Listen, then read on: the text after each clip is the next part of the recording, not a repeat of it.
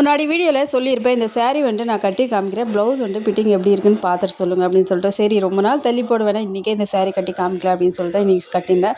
ஆனால் blouse fitting பார்த்துட்டு கண்டிப்பாக சொல்லுங்கள். ஏதாவது குறைஞ்சின்னா கூட கண்டிப்பாக கமெண்ட் பண்ணுங்கள், அது தப்பே இல்லை. ஏன்னா ஏதாவது குறைஞ்சின்னா நீங்கள் சொன்னீங்கன்னா தான் எங்களுக்கு தெரியும், இல்லைனாக்கா நாங்கள் கரெக்டாக தான் தைக்கிறோம் அப்படின்னு சொல்லிட்டு எங்களுக்காக ஒரு மனசில் தோணும். அதனால தான் சொல்கிறேன், ஏதாவது குறைஞ்சின்னா மறக்காமல் கமெண்ட்டில் சொல்லுங்கள்.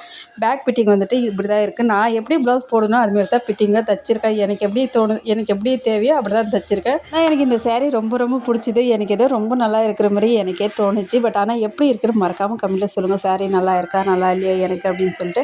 அது இல்லாமல் இந்த ப்ளவுஸை ஒன்று நான் மாற்றிருக்கேன், அது என்னான்ட்டு மட்டும் மறக்காமல் சொல்லிடுங்க. அப்போ தான் தெரியும் நீங்கள் எந்த அளவுக்கு என்னோடய வீடியோ பார்க்குறீங்கன்ட்டு. அப்புறம் முக்கியமாக இந்த வீடியோ ஜென்ஸ் பார்க்குறீங்கனாக்கா தயவு செஞ்சு தள்ளி விட்டுப்பாங்க. அதை விட்டு பின்னாடி காமிக்கிறேன் முன்னாடி காமிக்கிறீங்கன்னு தயவு செஞ்சு கமெண்ட் பண்ணாதீங்க. இது முக்கியமாக லேடிஸுக்கு மட்டும்தான் வீடியோ, அதனால தான் சொல்கிறேன். என்கிட்ட ப்ளவுஸ் எல்லாம் தைக்கணும்னு நினச்சிங்கனாக்கா கண்டிப்பாக கமெண்ட்டில் கேளுங்க, என்னோட நம்பர் தரேன். இன்னொரு வீடியோவில் பார்க்கலாம். பாய்.